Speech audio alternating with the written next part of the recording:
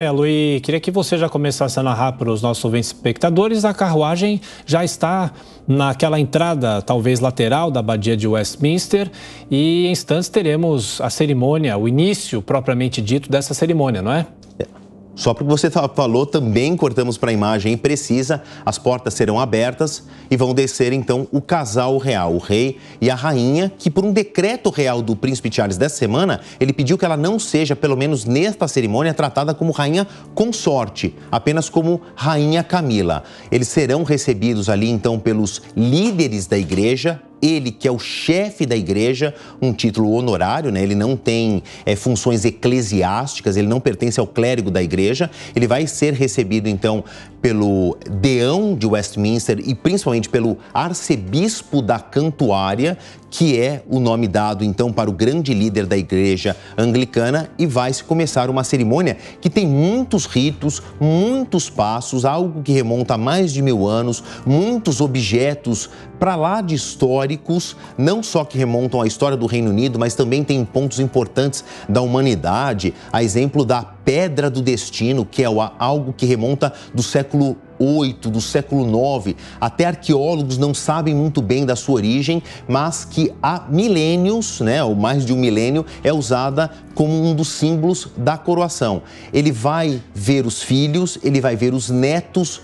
George, que é o filho então do príncipe William, que está na linha de sucessão direta, né? Depois do falecimento ou de uma eventual abdicação de Charles, o próximo é William e depois, na sequência, é o pequeno George. O George vai participar, né? Ele que é uma criança, está ali na segunda infância, vai participar da cerimônia, levando alguns dos objetos, ajudando a carregar um dos mantos do rei. Então, são etapas que nós vamos acompanhar aqui passo a passo. E tem todo um cântico, né? A gente percebeu a movimentação dentro da igreja, todo mundo sentou-se silenciosamente agora. As músicas que ouvimos de fundo são entoadas ali pelo coro e pelo órgão da Abadia de Westminster. E do lado de fora, a gente vê a enorme proteção da Guarda Real. Por enquanto, obviamente, eles têm esses uniformes que eles são muito mais simbólicos do que táticos. Mas para fora tem toda ali uma proteção de milhares de militares que foram convocados para a segurança. As trombetas anunciam, então, a chegada do rei à Abadia de Westminster. E agora a porta da carruagem sim é aberta, um assistente ajuda Charles e a rainha Camila a descerem da pomposa carruagem para então seguir a cerimônia. Aliás, falando nisso, Favalli, você disse que o evento também deve ser um pouco mais curto do que 70 anos atrás, além dessa menor quantidade de participantes, de convidados. Aí a gente vê os guarda-chuvas dos seguranças, ou seja, volta a chover em Londres neste momento, nesta manhãzinha. Qual deve ser o cronograma exatamente? A partir de agora, o que a gente acompanha com Charles e Camila descendo? Olha, a Camila recebendo toda uma ajuda, até mesmo porque está com um traje bastante... com muitos detalhes, né? Longos, bem volumoso. Né? Traje longo, né? Um traje longo que tem, parece, inclusive uma capa que é segurada pelos assistentes, né? Uma saia bastante longa, um vestido. Favalli, qual deve ser o cronograma? Quanto tempo deve durar? O passo a passo a partir de agora? Mais uma vez, a imagem, então, de Camila entrando na abadia. Os descendentes que eu falei são as crianças que estão aí mais próximas ou mais distantes da linha de sucessão, mas eles também são os netos ou sobrinhos netos do rei, ajudando a carregar os mantos. Isso está tudo protocolado, tá? Isso não foi nada acertado em cima da hora. Esse é um dos mantos reais que só os monarcas podem usar. São peças confeccionadas para eles e que são guardadas como patrimônio histórico do Reino Unido. E agora o Charles, que usa inclusive uma espécie de um arco dourado que para segurar o manto, isso também faz parte aí de toda a vestimenta do monarca. Raramente nós vamos ver o rei e a rainha vestindo essas roupas novamente. a não ser que haja um evento especialíssimo, mas dificilmente a gente vai ver. E ali, eu já localizei o pequeno George, o neto dele, que vai na ponta, talvez na ponta direita, carregando uma das beiradas do manto real. Não pode encostar no chão, tem todo ali uma liturgia. E a gente vê, então, os netos, sobrinhos netos, os mais jovens, mas que pertencem à família real, participando dessa chegada do rei, e ele está ali ladeado pelos líderes da igreja, como eu falei agora, que vão conduzir toda essa cerimônia. A cerimônia tem várias etapas, o rei vai se pronunciar, está chegando aí, ao que tudo indica, a futura rainha, né? Kate Middleton e o príncipe, hoje príncipe William, com a sua roupa militar. Eles têm um manto para dizer que eles também estão numa linha direta de sucessão. O William preferiu, né, usar as suas roupas militares. A gente vê que, por enquanto, o rei Charles não está com os trajes militares. E todo mundo vai participar. 2.000 convidados dentro da abadia. E claro que eles estão divididos em partes diferentes da catedral. Aqui na tradição apostólica romana nós chamaríamos de catedral, né? Mas na abadia eles estão divididos em setores da igreja conforme a sua proximidade com o rei. Os convidados, os estrangeiros, as delegações estão na parte da nave, que é onde ficam ali os bancos da missa. No coro, que fica mais perto do altar, e num espaço entre o altar e o coro, onde foram colocados os tronos, onde tradicionalmente são colocados os tronos da coroação, ficam a família real. Quem está mais perto em relação consanguínea com o rei, fica aí. E olha, uma das 3 coroas apresentadas hoje já chegou. Por que 3? O rei tem 2 coroas e a rainha tem uma. Ele vai receber as coroas, usar as coroas diferentes em momentos diferentes. Mas tem 2 coroas, a mais importante é a coroa de São Eduardo, que, se eu não me falha a memória aqui, data do século XVI. É uma das peças que ele vai usar hoje também. São 2 coroas, a rainha recebe uma coroa. Uma curiosidade, em 1953 nós não tínhamos essa cena, porque a mulher, quando recebe o trono, então, do pai ou da mãe, a rainha de direito, de fato, ela não passa essa nomenclatura para o marido. A recíproca não é verdadeira na tradição britânica. Então, o rei estende o título à mulher. E aí, todos os objetos que serão apresentados aí na liturgia da cerimônia de coroação começam a chegar e são encaminhados ali para a parte do altar e para essa parte intermediária onde vão ficar os tronos. Bom, e uma outra curiosidade, você falava, Marcelo, sobre a vestimenta. Daqui a pouco eu vou passar a palavra para os nossos comentaristas também que estão aqui nessa cobertura especial. Ele será coroado usando vestimentas que foram utilizadas por reis e rainhas de outros tempos, incluindo a rainha Elizabeth II, a mãe dele.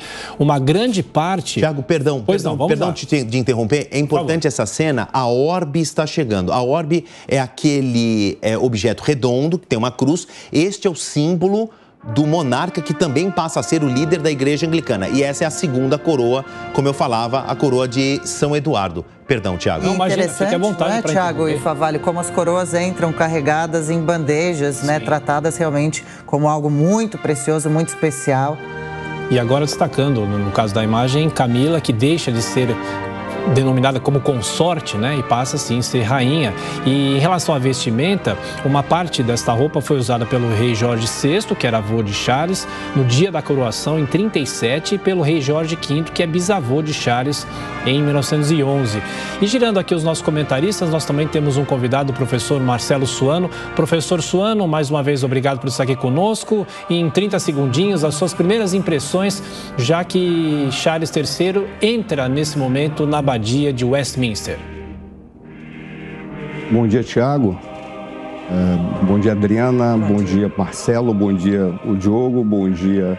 Daqui a 30 segundos, né? A gente tem 3 reis na cena. O rei Charles, que vai ser coroado agora. Atrás dele, carregando um dos mantos, o pequeno George, que é o neto dele. E logo atrás, o pai do George, filho do rei Charles, o príncipe William. Então, é uma cena que raramente a gente vai ver de novo ali. 3 reis, né? O rei coroado agora e os 2 diretamente na linha de sucessão, na mesma imagem. Professor Suano, suas primeiras impressões, por favor, já dessas imagens que estamos acompanhando da abadia de Westminster, professor. Bom dia, Tiago. Bom dia, Adriana. Bom dia, Marcelo. Bom dia, Diogo Schelp. Bom dia, Piperno. Bom, inicialmente é uma tradição que se mantém e ela representa muito em vários aspectos. O que nós estamos vendo aí é uma possibilidade de não apenas de apresentar uma modernização da monarquia, mas apresentar as tradições históricas, a importância da tradição.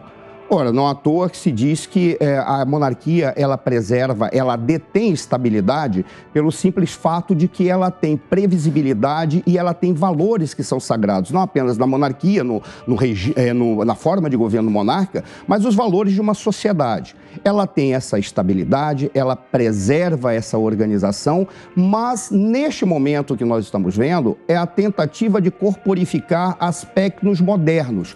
Dentre eles, por exemplo, a tradição faz com que o rei possa utilizar os seus mantos e poder confeccionar, exigir a confecção de mantos novos, mas ele preservou por duas razões. Primeiro, garantir a tradição. Ele está utilizando o manto que foi usado por outros monarcas, mas ele apresentou um argumento de que isso mostrava um momento da monarquia em que corporificava comedimento, porque é um momento histórico em que os gastos devem ser levados em consideração em função de todo aquilo que representa para uma sociedade mais equilibrada.